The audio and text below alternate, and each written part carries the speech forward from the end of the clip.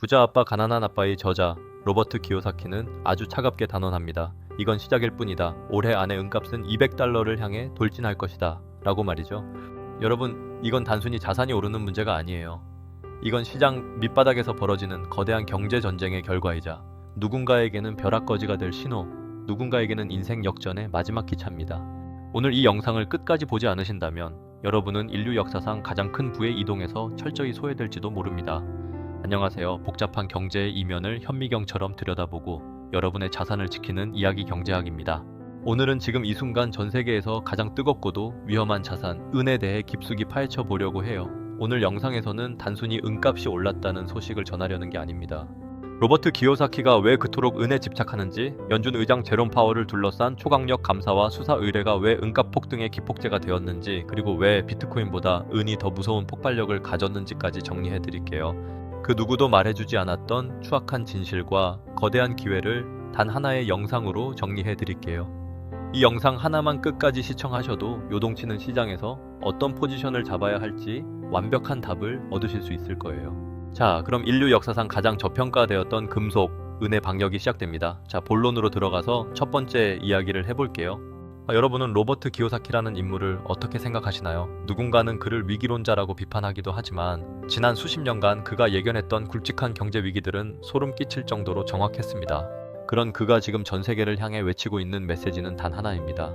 가짜 돈인 달러를 버리고 신의 돈인 금과 은을 사라. 특히 그는 은을 가장 수익률이 높은 로또라고 표현하곤 합니다. 도대체 왜일까요? 왜 하필 은일까요? 기요사키가 은값 200달러를 외치는 근거를 이해하려면 우선 은이 가진 독특한 지위를 알아야 합니다. 은은 역사적으로 돈이었지만 동시에 현대산업에서는 생존 금속이거든요. 과거 1990년대를 회상해 봅시다. 당시 은값은 온스당 5달러 수준이었어요. 짜장면 한 그릇 값도 안 되는 돈으로 은 1온스를 살 수 있었죠. 그때 사람들은 은을 그저 구리보다 조금 비싼 장신구 만드는 재료 정도로만 생각했습니다. 하지만 기요사키는 그때부터 말했어요. 인플레이션이 오고 화폐 가치가 쓰레기가 되면 세상은 다시 진짜 가치를 가진 물건을 찾게 될 것이다. 그 중에서 가장 저평가된 게 바로 은이다 라고요. 실제로 은값 100달러 돌파는 단순한 숫자의 변화가 아닙니다. 이건 화폐 시스템에 대한 사형 선고와 같아요. 기요사키의 논리는 명확합니다. 정부는 종이돈을 무한정 찍어낼 수 있죠. 하지만 은은 땅에서 캐내야 합니다. 그것도 아주 어렵게 말이죠. 공급은 한정되어 있는데 달러의 가치는 매일같이 떨어지고 있어요. 그러면 상대적으로 은의 가치는 수직으로 상승할 수밖에 없는 구조인 겁니다. 여기서 기요사키가 강조하는 핵심 포인트가 하나 더 있습니다. 바로 금과 은의 비율, 즉 금은비예요. 역사적으로 금값이 은값의 15배에서 16배 정도일 때가 정상적인 경제 상황이라고 봅니다. 그런데 지금은 어떤가요? 금값이 미쳐 날뛰는 동안 은은 상대적으로 덜 올랐던 시기가 길었습니다. 기요사키는 이 괴리가 좁혀지는 순간 은값이 금값의 상승폭을 훨씬 상회하며 폭발할 것이라고 본 거죠. 그 목표가가 바로 200달러인 겁니다. 여러분 한번 상상해보세요. 5달러였던 은이 100달러가 된 것도 놀라운데 여기서 2배가 더 뛴다? 에이, 설마 그렇게까지 되겠어? 라고 생각하시나요? 하지만 시장의 데이터는 기요사키의 손을 들어주고 있습니다. 지금 전 세계 주요 거래소의 은 재고가 바닥을 드러내고 있거든요. 특히 런던과 뉴욕의 금고에서 실물 은이 썰물처럼 빠져나가고 있다는 보고서가 연일 쏟아지고 있습니다. 왜 부자들은 지금 이 비싼 가격에도 은을 쓸어 담고 있을까요? 그들은 알고 있는 겁니다. 지금의 100달러가 나중에는 가장 쌌던 가격으로 기억될 거라는 사실을요. 기요사키는 말합니다. 가난한 사람들은 가격이 오르면 겁을 먹고 팔지만 부자들은 가치가 증명될 때 더 공격적으로 매수한다. 지금 우리가 처한 상황이 딱 그렇습니다. 은은 더 이상 귀걸이나 목걸이를 만드는 예쁜 금속이 아니에요. 전 세계 경제 시스템이 붕괴될 때 여러분의 가족을 지켜줄 구명보트가 된 겁니다. 그런데 말이죠. 기요사키가 은에 집착하는 진짜 이유는 단지 화폐 가치 하락 때문만은 아닙니다. 그 뒤에는 우리가 미처 생각하지 못했던 소름 돋는 산업적 음모와 공급의 비밀이 숨겨져 있거든요. 과연 은이 없으면 인류의 미래 기술이 단 1초도 굴러갈 수 없다는 말이 사실일까요? 기요사키가 밤잠을 설치며 은을 사들이는 진짜 이유, 그리고 전 세계 창고에서 은이 사라지고 있는 기괴한 현상의 배후를 지금 바로 공개합니다. 자, 이제 두 번째 이야기로 넘어가 보죠. 아까 제가 은을 현대판 철이라고 불렀던 거 기억하시나요? 기요사키가 은에 그토록 집착하는 이유 중 가장 강력한 것이 바로 이 산업적 가치입니다. 많은 분이 은? 그거 그냥 반지나 목걸이 만드는 거 아니야? 라고 생각하시지만 이건 정말 큰 오해예요. 사실 우리가 매일 사용하는 스마트폰부터 전기차, 심지어 미래를 바꿀 AI 서버까지 은이 없으면 이 모든 건 순식간에 고철 덩어리가 되고 맙니다. 왜 그럴까요? 과학적으로 접근해 봅시다. 은은 지구상의 모든 금속 중에서 전기 전도율과 열 전도율이 가장 높습니다. 구리보다도 훨씬 뛰어나죠. 그래서 아주 미세한 전류를 오차 없이 전달해야 하는 첨단 기기에는 무조건 은이 들어가야만 합니다. 특히 지금 전 세계가 목숨을 걸고 있는 태양광 에너지를 한번 보세요. 태양광 패널 한 장을 만드는 데 들어가는 은의 양이 얼마나 될 것 같으세요? 아주 미미해 보이지만 전 세계에 깔리는 그 수십억 개의 패널을 합치면 이야기가 달라집니다. 이미 전 세계 은 생산량의 10% 이상이 오직 태양광 산업에만 투입되고 있거든요. 그런데 더 소름 돋는 사실은 태양광 효율을 높이려면 은을 더 많이 써야 한다는 겁니다. 대체제가 없어요. 전기차는 또 어떻고요? 일반 내연기관 자동차보다 전기차에는 은이 평균적으로 2배 이상 더 들어갑니다. 배터리 관리 시스템, 센서, 자율주행, 회로, 이 모든 곳에 은이 혈액처럼 흐르고 있습니다. 자, 여기서 계산기를 한번 두드려 봅시다. 전 세계 모든 자동차가 전기차로 바뀌는 시나리오를 생각하면 은의 수요는 산술적으로 계산이 안 될 만큼 폭발하게 됩니다. 그런데 여기서 진짜 심각한 문제가 터집니다. 바로 공급이에요. 은은 금처럼 자, 이제 은이 비싸니까 은광을 더 파자 라고 해서 금방 나오는 게 아닙니다.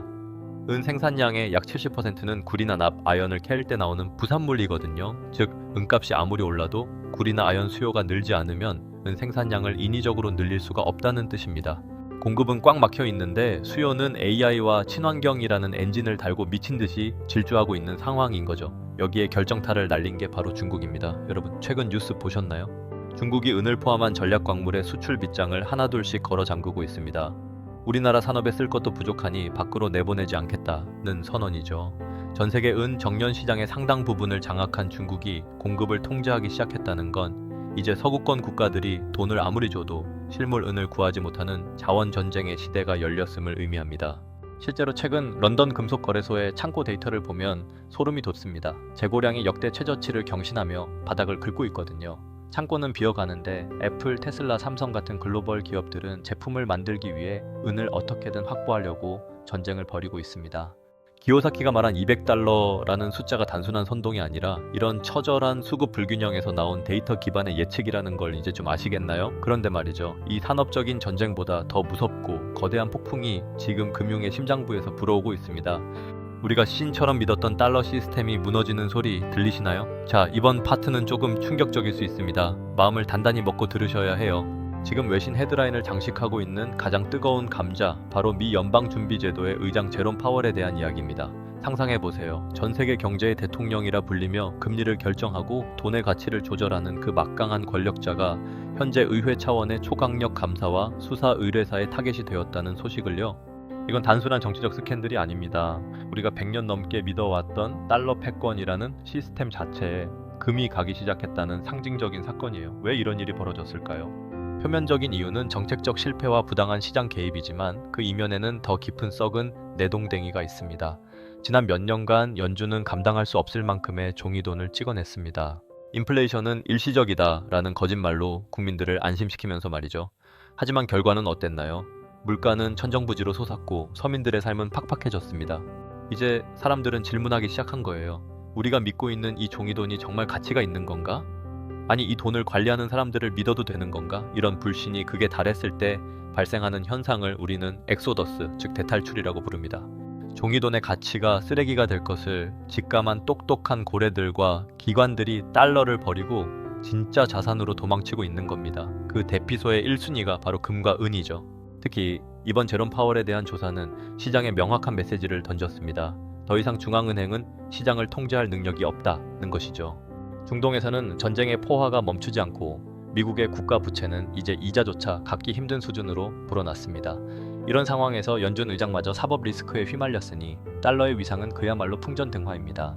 기요사키가 왜 은을 사라고 입이 닳도록 말했을까요? 그는 오래전부터 연준은 범죄 집단이다 라는 극단적인 표현까지 써가며 경고해왔습니다. 그들의 손에서 탄생한 달러는 결국 빚일 뿐이고 언젠가는 그 가치가 역용으로 수렴할 운명이라는 거죠. 여러분, 만약 내일 아침에 눈을 떴는데 은행 앱에 찍힌 수억 원의 잔고로 빵 한 조각도 살 수 없는 세상이 온다면 어떡하시겠습니까?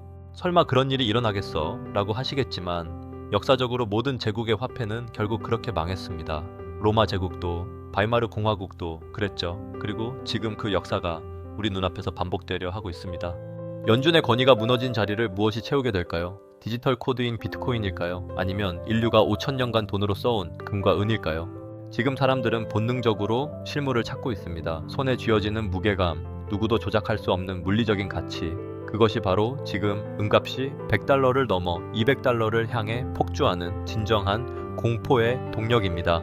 그런데 흥미로운 점이 하나 더 있습니다. 보통 이런 위기 상황에서는 비트코인이 주인공이 되곤 했잖아요. 그런데 왜 최근에는 비트코인 고래들마저 은 시장으로 눈을 돌리고 있는 걸까요? 비트코인과 은 사이에 숨겨진 놀라운 데이터 비교를 지금 바로 공개합니다. 자, 여러분, 여기서 아주 흥미롭고도 예민한 비교를 하나 해볼까 해요. 바로 비트코인이냐, 은이냐 하는 문제입니다.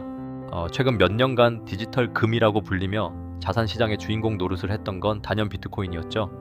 하지만 요즘 분위기가 심상치 않습니다. 비트코인이 횡보하거나 힘을 못 쓰는 사이 은이 그야말로 미친 듯한 상승 랠리를 보여주고 있거든요. 왜 이런 현상이 벌어지는 걸까요? 기요사키가 비트코인과 은을 둘 다 사라고 말하긴 했지만 사실 수익률의 폭발력 면에서는 은이 훨씬 유리한 위치에 있었습니다. 그 근거를 데이터로 하나씩 짚어드릴게요. 첫 번째는 금은비입니다. 이건 금값 1온스를 사기 위해 은이 몇 온스 필요한지를 나타내는 비율인데요. 역사적 평균은 약 50대 1, 60대 1 정도였습니다.